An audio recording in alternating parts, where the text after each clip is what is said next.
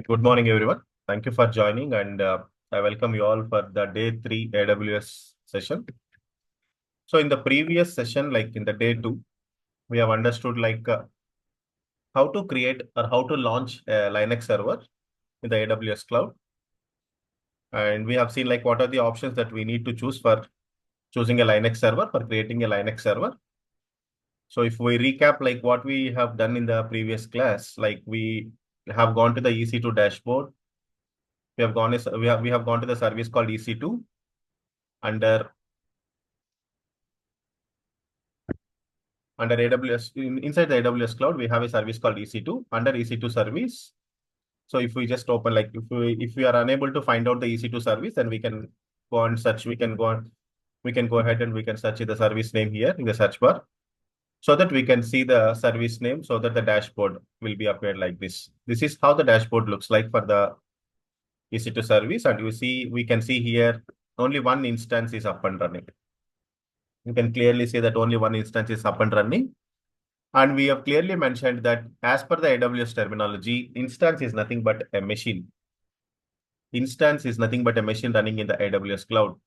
So far, how many machines we have here in the AWS cloud is only one. Instances running is one.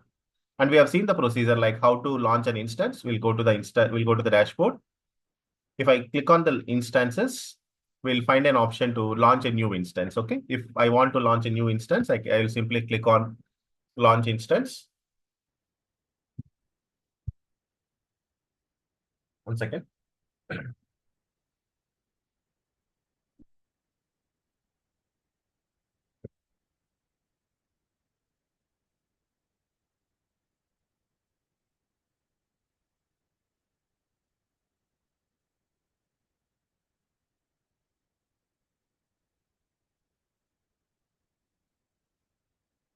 Okay, I'll simply click on the launch instance. So we need to choose few things like for launching an instance. First, we need to provide the server name. It is an optional thing.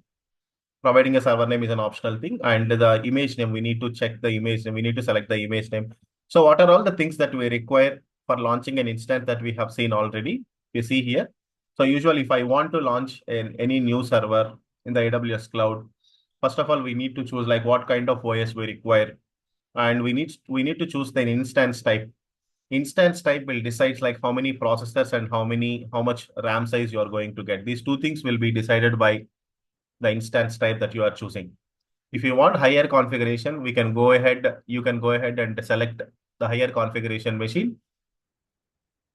Based on that, we will be getting the billing and all. And one more thing is storage. Okay, second, this is a permanent storage. These are the main core things. These are the important things that we need to choose for launching an instance. For launching any Linux server, okay, we need to have these things.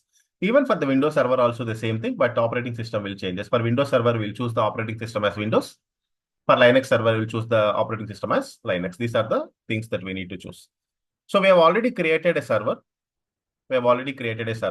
Assume that I have already created a server and the instance is up and running here. Usually, as per the terminology, I'm calling it as server instance. So now the instance is up and running here in the cloud. We can see the instance is up and running in the cloud. So how to connect to this instance? So there are various ways. There are various methods for connecting to the instance. We can use gitbash. We can use putty. Okay. These are the terminals. These are the terminals that we can use for connecting to this server. Consider this instance is running in the Mumbai region. How can we know that this instance is running in the Mumbai region? So here I'm able to see. I'm able to see the region name here. So if I just click on the drop down, I can able to see the region names. Here's East 1, East 2, West 2. So in which region I have created an infrastructure. So now I created infrastructure. I created this instance. I have launched this instance under which region? Under a region called Mumbai. So if I want to create another server in US East 1, yes, I can just simply click on this one so that I will be switching from Mumbai region. Say I just selected from the drop down. So it will display the list of regions. So whichever the region you want to select, you can select that particular region and you can switch to that particular region and you can create your infrastructure. This is the US East 1, North Virginia, this is N Virginia, US East 1. This is the different region. In this region, I don't have any instances. You can see instances running is 0 here. Why? Because I switched to a different region. This is not Mumbai region. I created my infrastructure. I created my server in the Mumbai region. So when I switched to some other region called N Virginia, I don't find any instances running here, meaning you can create infrastructure in any of the regions you want. There are many regions. There are more than 25 geographical regions here in the AWS cloud. And some are highlighted, some are not highlighted here. You see, some are not highlighted. Means if they are not highlighted, like we are not able to choose them.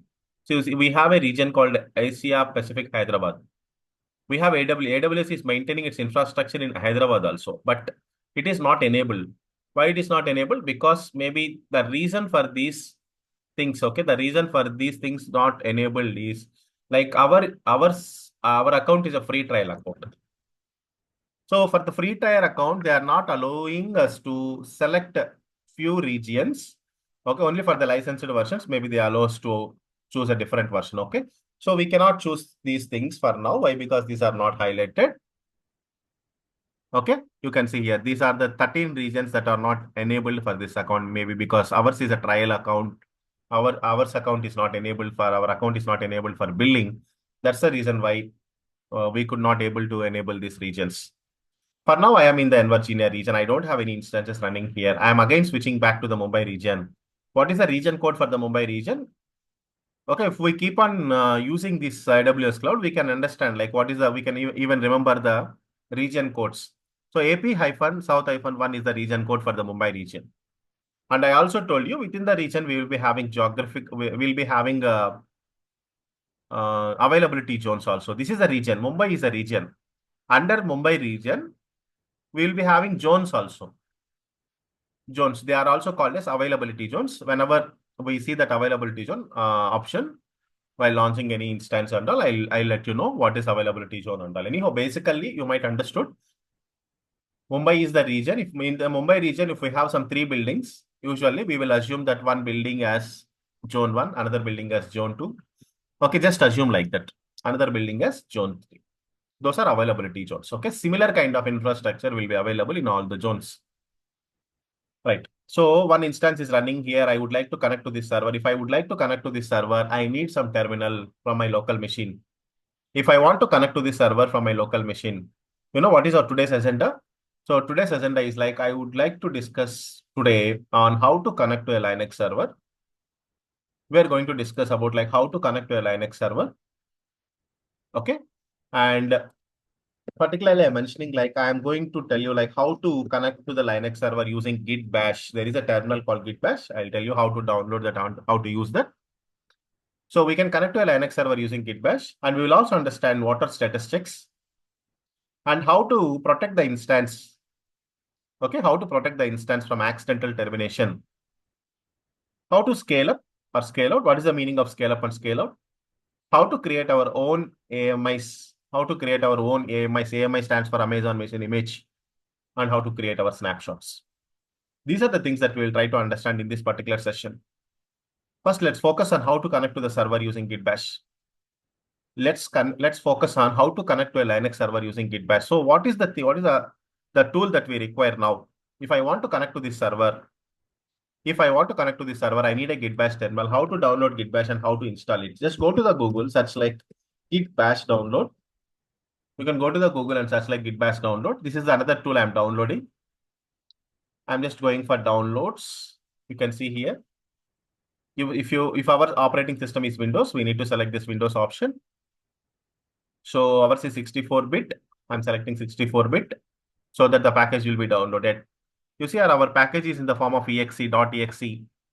If any file is having an extension of .exe, it is very easy to install that particular file. We already know if any file extension is .exe, we can easily install that particular one. How to install? We can go to that particular file and we can simply double click on it. You see, I'm just double clicking on it. So that it is asking whether you would like to install Git. Yes, if I just click on OK, the Git will be installed in my machine. If I just click on OK, Git will be installed on my machine. So I don't want to install. Why? Because Git is already present in my machine. So if you just click on OK and you keep on going next, when you just click on next option, so Git will be installed in your machine. So once Git is installed, where we will find, come to the search bar here, next to the Windows, we have a search bar. You can search here like git bash. So if you are able to see this icon here, if you are able to see the icon here like this git bash, okay, you can confirm that git bash is installed in your machine. It's very easy process. I'm not installing Git. Why? Because I have already installed Git. If I want to install Git again, I need to uninstall the existing one and I need to install the latest one. So I'm not doing that now for saving the time. So what we can do is, what you can do is, you can directly go to the Google and search like git bash, and you can search for your compatible version. Just select 64-bit. Usually we all use Windows operating system only. Select the 64-bit Windows portable. Exe file will be downloaded. Just double click on the exe file so that git bash will be downloaded and git bash will be installed in your machine. Once git bash is installed, to confirm whether git is installed properly or not, you can go here to the search bar and search like git. Search with a git so that you can able to see all these things: git bash, git GUI, git CMD. Okay, all these things you can able to see. If you are able to see git bash, git GUI, git CMD here, it is nothing but git is installed in your machine. Okay, and how to open the git bash? Okay, how to open the git bash? So now I am going to open a git bash. You see, I am going to open a git bash. Just I'm selecting this particular icon where I can able to see the git. Okay, I'm able to open now. I am able to open now. Can you see? I'm able to open. I'm able to open now the git bash. This is how the git bash terminal looks like. I'm closing it. How I'm opening git bash? Just go to the search and open the git terminal. I'm just clicking on the git so that the git bash will be opened like this. So this is how I'm opening the git. Okay. So git bash is a tool that is required here. If I want to connect to a server, there are various methods for connecting to the Linux server, which is launched in the AWS cloud. Okay, server is launched in the AWS cloud. Now I want to connect to this particular server. There are various mechanisms. If you remember, we have already downloaded a key pair. If you remember, we have already downloaded a key pair while launching the instance. If you remember, while launching the instance, okay, usually it will ask you to choose the operating system. Okay, operating system, and then usually we will select the instance, right? Sorry,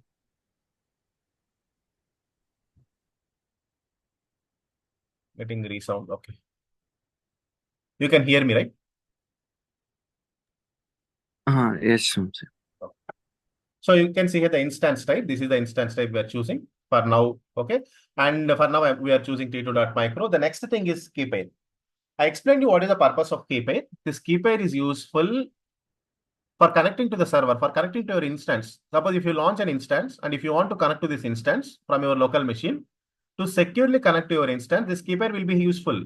Without this key pair, we cannot securely connect to our instance. So usually we will click on create new key pair and we will generate it. So while launching the first instance, I have already downloaded it and it is in my downloads folder. I'll show you. This is awskp.pem with the .pem extension. PEM stands for Privacy Enhanced Mail. Privacy Enhanced Mail. It is one of the extensions how the key pair will be generated. This key pair is useful for connecting to the instance. So with this key pair, we will be connecting securely to the instance. Okay, if this key pair is available in your local machine, just go to the location of where that key pair is available. So for now, in my machine, the key pair is available in the downloads. The key pair got downloaded to the downloads folder. So I'll go to the same folder. I'm going to the same folder. Try to understand. I am going to the location of where the key pair is downloaded. For now, my key pair is available in the downloads folder. I'm going to the downloads folder. And there I am trying to open the git bash. You see how I am opening the git bash? I am opening the git bash like this. You can see I'm just giving a right click. I'm not giving right click on any of the file here. I'm not giving right click on any of the file. I'm not giving right click on any of the file. I am just going into the downloads folder. Inside the downloads folder, somewhere I'm giving, okay, outside. Inside the downloads folder, I am not giving any right click on top of the file. I want to open git bash in this particular path.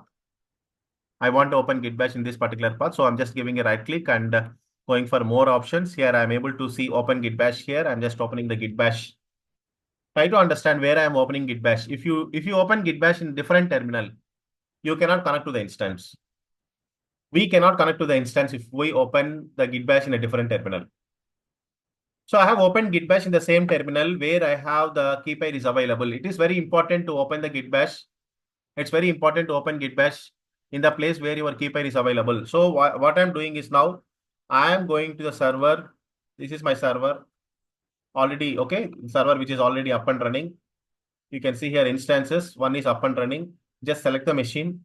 Once you select the machine, this connect button will be highlighted. Just click on the connect button. So after clicking on the connect, you see here we can able to see four options: easy to instance, session manager, SSH, easy to serial console. There are four options. For now, what I'm doing is leave about all the remaining. I'm just going for SSH client. We are going to connect by using SSH command. We are going to connect to the server by using SSH command. So this is the option I'm selecting. Coming down, you will be having an example command. Copy the example command. Just click on the copy button here. We have a copy symbol. You just copy. You can copy just by clicking on here. Okay. So your command is copied. Your entire command is copied. So now it is copied. Paste this in the git bash terminal. Paste this in the git bash terminal. I just pasted this in the git bash terminal. It is asking, you see here, I just got connected. I got connected to the server. Immediately I got connected to the server. If you are connecting for the first time, it will ask you for the confirmation. You just need to give Y so that it will be connected. We got connected to the Linux server. Can you see here? How can I confirm? You can see this is the IP address. This is the private IP address of the server. 172.31.1.134. This is the private IP address of the server. I will show you the private IP address of the server. Go to the instances. Just click on the instance ID. Just select the instance ID so that you will see more details about the server. And each and every machine you are launching will have a public IP address as well as private IP address. Okay, there is a purpose like why we have public IP and private IP for a server. We'll discuss them very clearly. Okay, we will discuss them very clearly in the further sessions. But for now, you see here, we have a public IP and private IP address for each and every server that you are launching. You can compare. This is the private IP address, 172.31.1.134, 1.134. This is the private IP address. And you can see the same thing in the gitbash terminal also, 172.31.1-134. This is the private IP address. We got connected to the server successfully. And if you want, you can see here. I'm just using a command called, I'm just running a command, Linux command called sudo su hyphen. You know what is the purpose of this command? It is mainly for switching from normal user to the root user. You can see earlier it was showing like EC to user. EC to user is nothing but regular user. Now we could able to see that root I switched. Okay, I have used a command called sudo su hyphen. I used a command called sudo su hyphen. Sudo su hyphen is nothing but switch user to sudo su hyphen. The meaning of this command is switching to the root user. If we want to switch to the root user, we will use a command called sudo su hyphen. Yes, I'm able to see root at the right IP address. This is how I am connecting to the Linux server by using gitbash. By using gitbash, I can able to connect to the Linux server. Okay, hope you understood. There are many ways. We can also connect to this server by using putty. We'll discuss in the further sessions. But for now, you can try out how to connect to this server by using gitbash. I'm going back. So let's see what is our today's agenda. Our today's agenda is like we are going to see how to connect to a Linux server using gitbash. That is done. I've shown you. First, you need to download and install gitbash and make sure that you are opening gitbash in the place. Do you know, Keshav, where we need to open this gitbash? We need to open this gitbash in the place where our key pair is available. Got it, right? So we need Got it. Yeah, we need to open this gitbash in the place where the key pair is available so that we can run the command. So which command we are running? We'll go back to the server. Which command we are running here? You can see if the instance is running. Select the instance. Just go to the connect button. Click on connect button. See when the connect button will be highlighted. If you select this server, if you uncheck this, you see the connect option is not highlighting. Just select the server so that the connect button will be highlighted. Just click on the connect button. So you will be seeing different options, different methods of connecting to a server. Select the SSH client method. Select the SSH client method. Come down. You will see the example command, copy it. Just go ahead and paste it in the, gitbash. And make sure you open the gitbash terminal in the place where your key pair is available. If the key pair is not available, you try to understand why I am asking you to open this in the key pair, in the place where you have key pair. It is connecting to your server. It is connecting to the server with the help of this key pair only. AWS kp.pem. If this file is not available, you won't be able to connect to the server. If the file is not available in your machine, you won't be able to connect to the server. That's the reason. Okay, fine. Let's move to the next topic. If you have any questions, you can stop me and ask. Let's understand like what is status check. We have status checks. We have status checks when you launch a server. When you launch any server, I'm going back to the instance. You see here, if you launch any instance, usually it is showing that the instance is in the running state. The status of the server is in the running state. You can see the instance state. What is the state? It is running. It is running. What is the instance type? T2.micro. And you see the next option, very next option is status checks. What do you mean by status checks? Status checks. And it is displaying here 2 by 2 passed. Status checks, it is showing here as 2 by 2 passed. What do you mean by the status checks? Let's understand this. Status checks. You see here, there are the meaning of two checks. Okay, if it is showing like 2 by 2, it is nothing but two checks got passed. In the server, if it is showing like 2 by 2 checks passed, it means two checks got passed. What is the status check 1 and what is the status check 2? We need to understand what is status check 1 and status check 2. Status check 1 is mainly called as instance status check. Instance status check. The second check is the system status check. Let's understand the meaning. Suppose if it is showing only 1 by 2, if it is showing 1 by 2, for now it is showing 2 by 2, that is fine.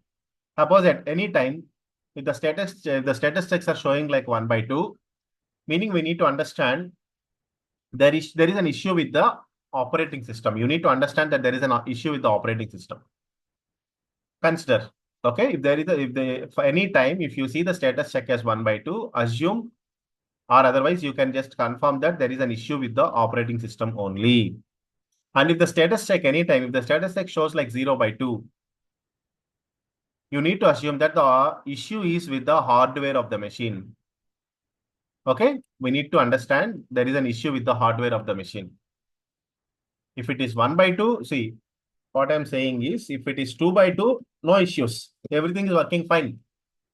Operating system and hardware, both are working fine. That's why it is showing the health checks. That is why it is showing the checks as 2 by 2. Both are running fine. Both are working fine. One is operating system, the other one is hardware. And you need to understand where we are going to install our operating system. Where we are going to install our operating system, you need to see, you have a machine, okay? You have a laptop. Usually, what do you mean by laptop? If I'm saying that I have a laptop without operating system, without OS, if I say I'm having a laptop, what do you mean by that? It is nothing but a hardware only. What are the components that comes under the hardware? There are two layers. If it is a machine, you need to understand that we have two layers. One is hardware, the other one is operating system. What are the things that comes under the hardware? What are the things that comes under the hardware? Under the hardware,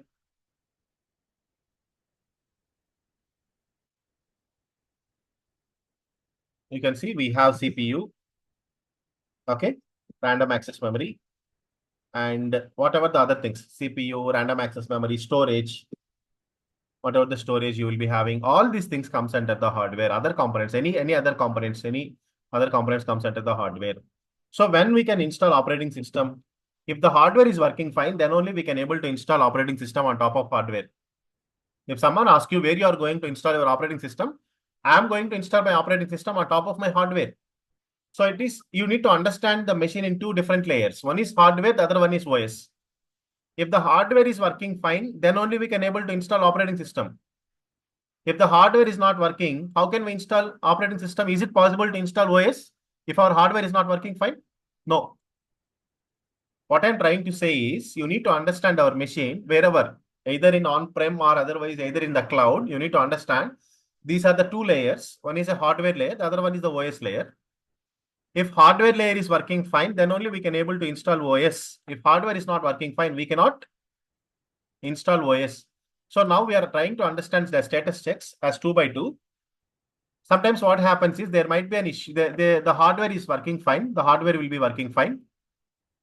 Okay. If the status check is showing like 1 by 2, if the status check is showing like 1 by 2, what is the meaning? Hardware will be working by fine. And there is an issue. There will be an issue with the operating system. There will be an issue with the operating system. Okay. There will be an issue with the operating system. This is the meaning of status check 1 by 2. Try to understand. Again, I'm trying to explain. Usually we have two status checks. Okay. Usually we'll be having two status checks. Usually it will show 2 by 2. What is the meaning of 2 by 2? Health is good. Health of the machine is good. It's up and running. No issues. If it is showing like 1 by 2, what is the meaning? Where the issue is? Issue is with OS. See, how can we confirm if it is showing like 1 by 2? How can we confirm the issue is with the OS? So if the issue is with the hardware, the status check will show like 0 by 2. Why? Because without hardware, I told you, right?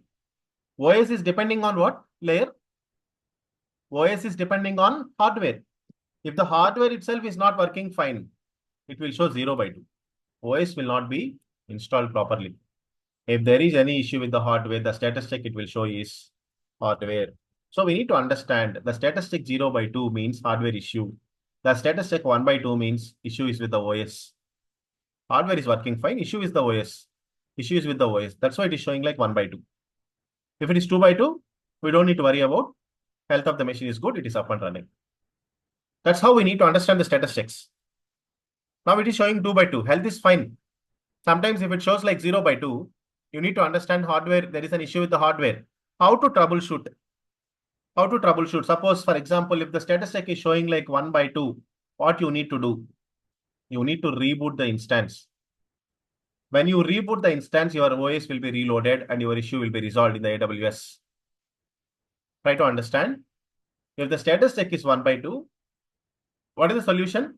How to resolve? How you are going to how you are going to troubleshoot it? What is the solution? You are going to reboot the instance. What is the meaning of reboot? What is the meaning of reboot? So where we will find the option called reboot? Just select the instance. We'll go here. Okay, select the instance, go to instance state, and we are able to see some options like stop instance, reboot instance, and terminate instance. If I go ahead and click on this terminate, it will get deleted. The instance will be deleted permanently. And if I go and click on this stop instance, the instance will be stopped. It is nothing but shutting down. Stopping the instance is nothing but shutting down. What do you mean by reboot? Reboot is nothing but restarting your machine. Reboot is nothing but restarting your machine. Stop, reboot, and terminate. Terminating the instance will be deleting. Okay, it will be useful for deleting the instance permanently. And you can stop the instance. Whenever you want, you can turn on. So stopping the instance and starting the instance, you can see. Now only the stop instance is highlighted. Why? Because the instance is already up and running. When you stop the instance, the start instance button will be highlighted. Reboot means restarting.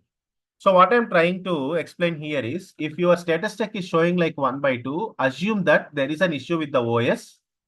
And the solution for that is you need to reboot the instance so that whenever you reboot, OS will be reloaded. OS will be reloaded so that your issue will be resolved. What about if the status check is showing like 0 by 2? If your status check is showing like 0 by 2, just stop the machine and start the instance, so that your EC2 machine will be migrated to another physical hardware. Usually in the cloud, whenever you stop the machine and start the machine, okay, it won't choose the same hardware always. Whenever you stop it, it will choose a different hardware, different available hardware. Hardware means CPU and random access memory. Hardware means what? What is the meaning of hardware? CPU and processor, CPU and random access memory. So these are the two things that you need to do for troubleshooting. If it is 0 by 2, just stop the instance and start the instance. I will show you how we are going to stop the instance. Suppose if it is OS issue, just go here, go to the instance state, reboot the instance. Just click on reboot so that the instance will be rebooted. The instance will be restarted. You need to wait for some time, okay? You need to wait for some time so that the instance will be restarted.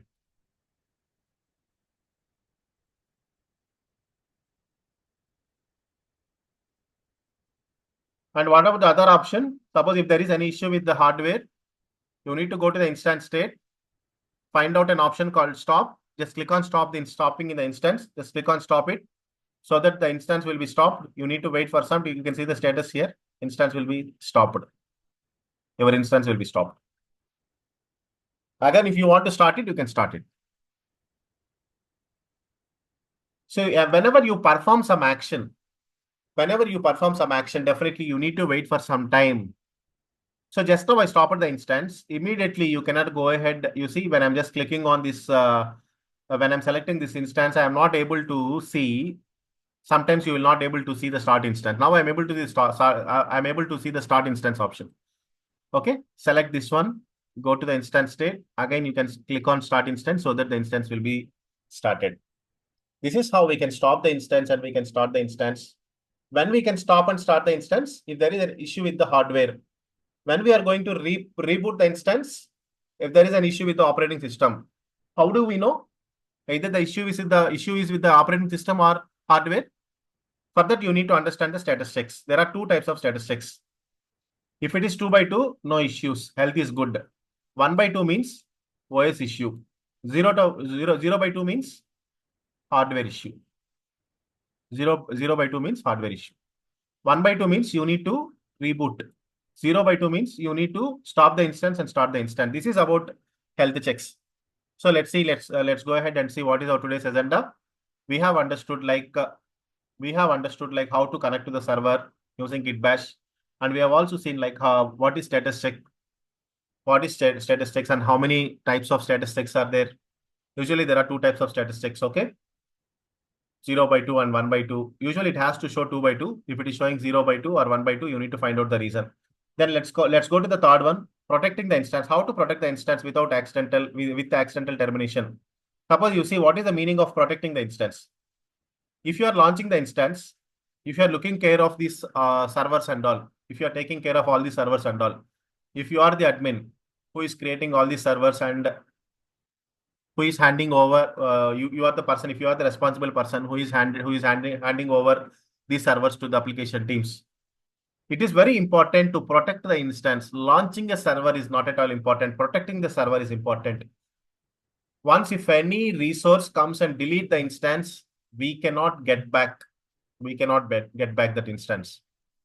So it is always important, and we should be responsible to protect the instance whenever you create it. If you create an instance, you always need to enable the accidental termination. You always need to enable to protect the instance with accidental termination. Let me show you where we have that option. So if this is the server, you can go to the actions here.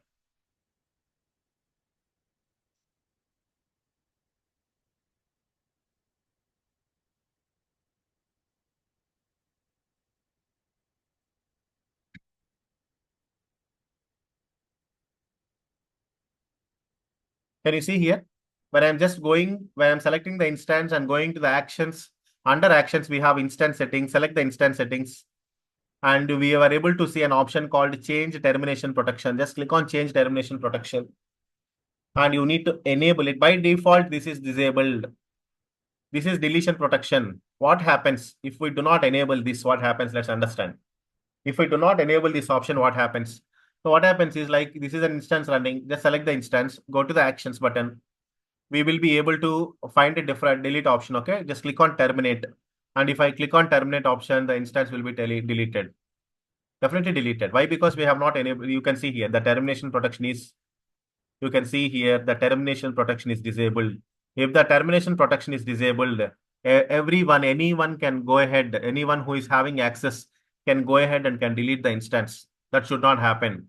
So what the admin, okay, the person who is launching all these servers, who is taking care of all these servers, what he has to do is he need to enable that accidental termination, where that option will be. Go to the actions, go to the instance settings, just click on change termination protection, enable it, save it. That's it. Successfully enabled. We have successfully enabled the termination protection for the instance. Now what happens? If we enable the accidental termination, now I have the access for this server. I'm going ahead. I'm going to terminate the instance. I am trying to terminate the instance. See, I'm just trying to terminate the instance. What is happening? Failure to terminate. I cannot delete because the instance will not be terminated because it has enabled disable API termination. We have enabled the accidental protection. So suppose if I want to delete this, definitely I have to disable it, and then only we can able to delete it. Hope you understood how to enable accidental termination. We can go to the actions, go to the instance settings, change the termination protection. Sorry, by default, the accidental termination will be disabled. You need to enable it. You need to enable it and you need to save it so that the instance cannot be deleted. Okay, we can protect our instances from deletion. Suppose if a new resource comes and if you provide access to the new resource, he can go ahead and buy. See, intentionally, no one will delete. Intentionally, no one will delete. Suppose accidentally, that's why we are calling it as an accidental protection. Accidentally, if we simply selected an option called accidental terminating an instance, unknowingly he has selected that option. So what happens that the instance will get deleted, right? That should not happen. That's how we need to enable the accidental termination and so that we can protect the instance from deletion. That is one thing. And let's understand like what is this scale up and scale out option. Okay, we'll understand the scale up and scale out option. Consider, I would like to tell you some example, okay, to understand all this scale up and scale out. Consider I have launched an instance. I have launched an instance now here, and the instance is up and running. And you know, the instance type I have selected is t2.micro. The instance type I have selected is t2.micro. Okay, you all know what is the configuration that we will get for t2.micro. Can anyone tell me what is the configuration that we will get for t2.micro? We will get only one CPU. What are other ones we will get? 1 GB RAM only. We will get 1 GB RAM only. I don't want this capacity. I am not sufficient. Okay. So usually this capacity, this 1 CPU and 1 GB RAM is not at all sufficient for my applications to run. So I want to upgrade, meaning I don't want to change the server in the same server itself. I don't want to change the server. I don't want to launch a new server also. So is it possible to enhance the capacity of this server, which I have launched to 2 CPUs or some 4 GB RAM, whichever I require? Is it possible to scale? Is it possible to increase? Is it possible to increase the configuration? Scale in or scale out is nothing but increasing the configuration or decreasing the configuration. So now currently my server is having only 1 CPU and 1 GB RAM, and it is up and running. I have used this server for 6 months. After 6 months, the data size is increased and my application is required some more memory space and more CPUs. Is it possible to upgrade the server? Yes, we can do it. So how we are going to do it? Let me show you. We can go to the server. Now the instance is having only t2.micro configuration. I just wanted to move to the instance type as t2.medium. I'm not launching any new server. I'm not going to launch any new server. What I'm doing is I'll go to the actions. I'm going to the actions. Sorry.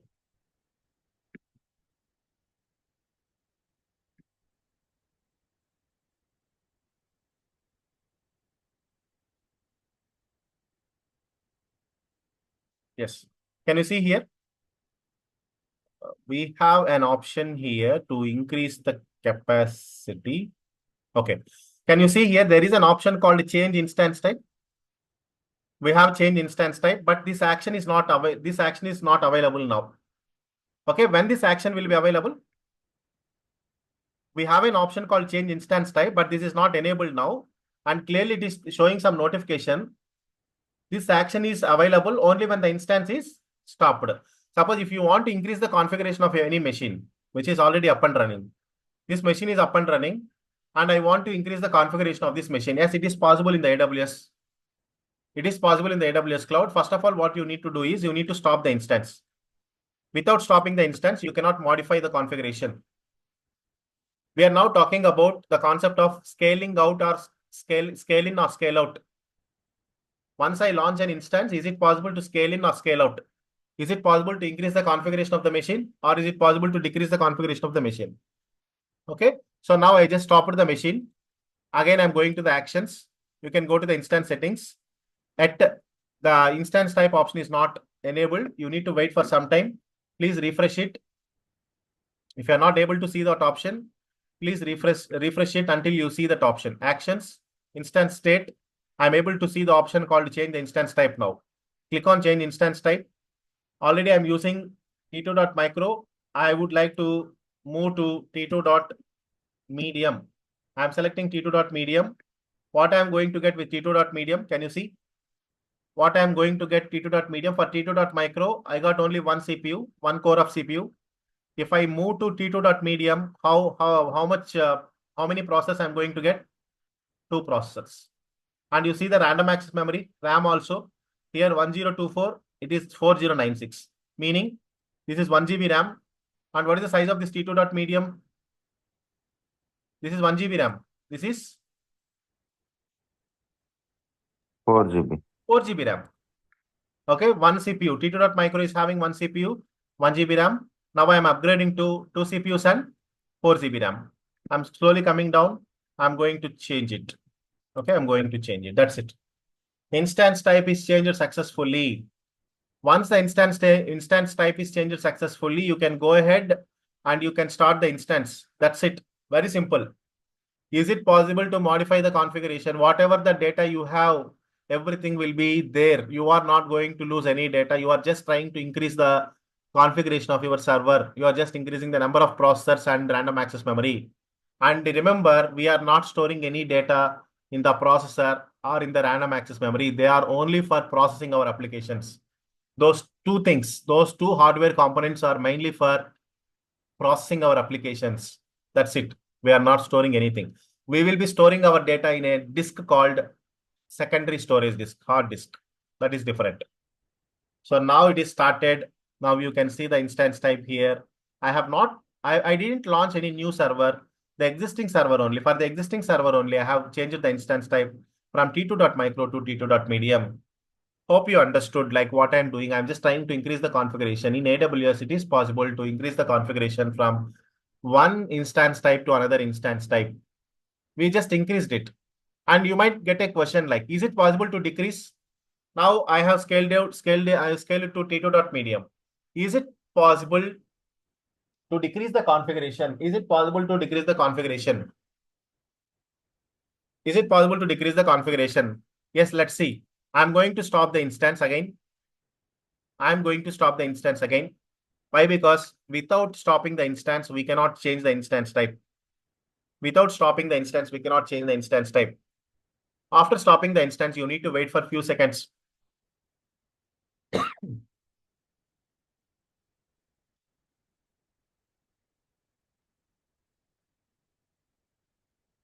After stopping the instance, you need to wait for a few seconds. Now select the instance, go to the actions, instance type, instance settings. Okay. Instance settings, and you can see here now at the instance type option is not available. So you need to wait for some time and refresh it. Go to the dashboard, see the instances, please stop, select the instance, go to the actions, instance settings, and you can able to see the instance type. It is t2.medium now. I would like to go for t2.micro. t2.micro is very small instance than t2.medium. t2.nano is there. Okay, t2.nano is also there. And you see, I'm just launching a server called t2.nano. What does t2.nano will get? You see, I'm already having t2.medium. I would like to change the instance type to t2.nano. What are the things I will get? t2.medium is having two processors. t2.nano is having only one processor, and it is 4 GB RAM. It is 512 MB RAM. It is 4 GB RAM. It is 512 MB RAM. Okay. I'm going ahead and I'm going to change it. That's it. This is how we can able to scale in or scale out the infrastructure. Once you launch a server, you can scale in or scale out. You can change the configuration from one instance type to another instance type. The only requirement is you need to stop the instance and you need to do it. Let's move ahead. Let's go ahead and let's understand the another thing. So let's see where we are at for today's agenda. Like we have completed all these things. How to connect to the server, statistics, protecting the instance. We understood like whether we can able to scale up or scale out. And now we are going to understand like how to create our own AMI. AMI is nothing but what? AMI stands for Amazon Machine Image. Let's understand the meaning of AMI. AMI stands for Amazon Machine Image. AMI stands for Amazon Machine Image. What is AMI? Let me show you. So if you remember, whenever we launch a server, whenever you launch a new server, I am getting the very first option that it is asking is choose an AMI. There are some default AMIs for each and every operating system you see. There are different Linux flavors. Amazon Linux is one Linux flavor. Ubuntu is another Linux flavor. Red Hat is another Linux flavor. As I told you already, these are the different versions in the Linux. So if you compare in that Windows environment, we have already some operating systems like XP, Windows 7, Windows 10, 11, like that we have different versions in Windows. In the same way, in Linux also we have different versions like Mac OS, Red Hat Linux, SUSE Linux, all these are the different OS, different flavors in the Linux. So this is an AMI. We are selecting a machine image, Amazon machine image. If you don't understand what is a machine image, you will understand it very soon. Okay. But now how to customize our own AMIs? How to customize our own AMIs? Suppose what is the use of the AMI? Let me show you what is the use of AMI. I have a server which is already stopped. Okay, let me start it. Let me start it, and you can see the instance type. Earlier, the instance type is T2.medium, and now we have changed it to T2.nano. The server was stopped, and now I am going to start it. If the server is started, I would like to connect to the server. How I am going to connect to the server? I have already shown you. Just click on the connect button. Go to SSH. Copy the SSH command, and go to gitbash. You need to open gitbash. Where you need to open the gitbash? Where you need to open the gitbash? You need to open gitbash where you have AWS, where you have the PEM file, the key pair. I told you, right? The key pair. So what I am doing is I am just opening the gitbash here in the place where the key pair is available. Now what I am doing is I'm using the command to connect. It is asking whether you want to connect. Yes, I'm just typing yes. That's it. I got connected to the server. So now what I'm doing is I'm just running a command called sudo su hyphen. You know the purpose of sudo su hyphen to change from normal user to the root user. I'm running the clear command. Clear is also a basic Linux command to clear the screen. Clear is also a basic Linux command to clear the screen. Now I would like to install few packages here. I would like to install few packages. Let me show you how I am going to install a package. I'm just running a command called sudo yum install. Sudo yum install. There is a package called tree. Okay. Otherwise, let me show you. There is a package called Java. Okay. There is a package called Java. I would like to install. So I'm running a command called sudo yum install Java. What is the meaning? I would like to install Java in this Linux server. From where there is a repository manager. There is a package manager called yum. In the Linux environment, we have some package managers. Usually in Windows environment, how we install softwares, we will go to the Google, download the exe file, and we will just double click on the exe file so that the software will be downloaded and installed in our machine. In the Linux environment, we will be downloading the packages by using these type of repository managers. So for some Linux flavors, yum repository package manager will work. Yum is the repository manager that will work.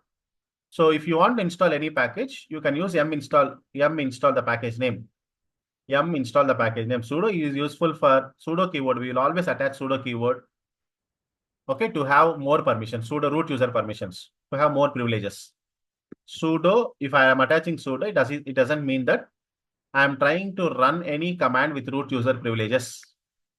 I am trying to run this command with the root user privileges. It is up to you whether you add this one Since we have already logged in as a root user, we don't need to use this sudo keyword also. We can remove that also. For now, I'm just keeping it and I'm running it. And you see, I'm just running a Java package. So from where the Java package is getting installed?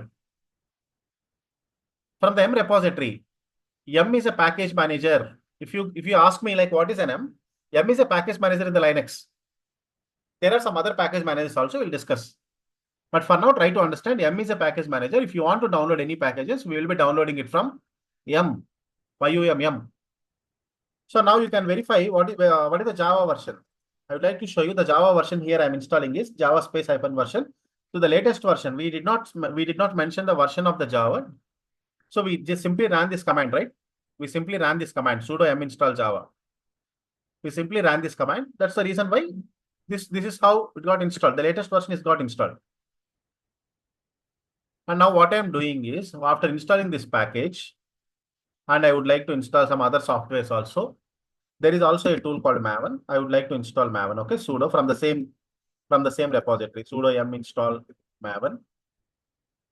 I would like to install Maven tool. Maven is a Java-based build tool. Okay, Java is installed. Maven, which is a build tool, it is also getting installed. So what I did is I have launched a server and I'm installing few packages in this server. Okay, I'm installing few packages in this server. Now you need to understand, okay, you need to understand one thing. If I want to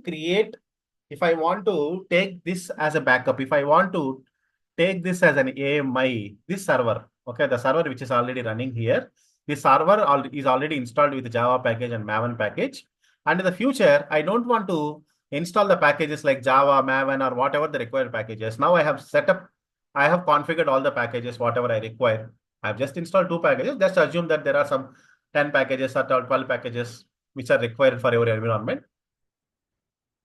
So once after doing all these things, it is we will not do if we don't want to do every time. If we don't want to repeat the same thing for every everywhere. If I don't want to run all those commands and if I don't want to install anything, which will consume the time, right? So what I will do is I will create an AMI. What I will do is, you see, I'm just going ahead, selecting the instance, go to the actions, images and templates. I'll simply click on create an image.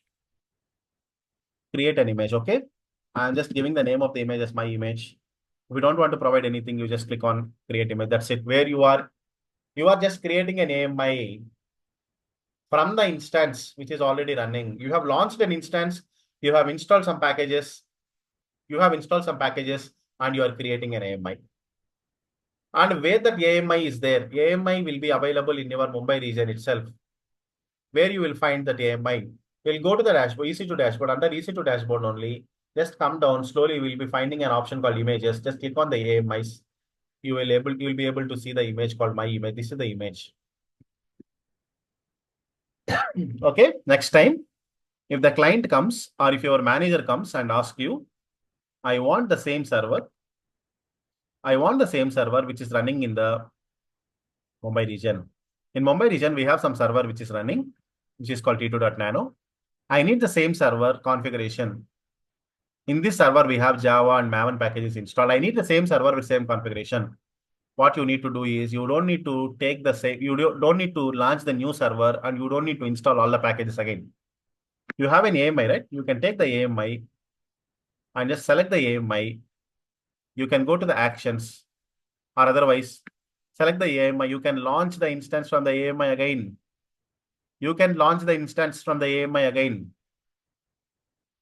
Okay. I'm just giving the name of the server as server2 for our understanding purpose. I'm launching it. That's it. For the existing key pair only, I'll go with the existing key pair only. I'm just launching it. See, you hope you understood like what I'm doing is launch initiation. It is failed because still our AMI will be in the progress. That's the reason why you can see the AMI status is pending. Once the AMI is launched completely, what we can do is we can select the image and we can launch the instance from the AMI so that whatever the packages that we have already installed in the server, those packages will be automatically come along with this AMI. we don't understand the concept of AMI, we'll discuss in the next session also. Any questions here in the today's session, please let me know, we'll discuss. So today, what we have understood is, okay, we understood like how to connect to a server using gitbash. We understood what are the status checks, and we know how to enable the accidental termination. We also understood how to scale up or scale out the instance type, the configuration of the machine, and how to create our own AMI. So we could not able to cover the snapshots. We will see this thing in the next session. But anyhow, if you have any questions or if you have any doubts here in this AMI, we'll discuss in the tomorrow session. We'll continue in the tomorrow session. Any doubts?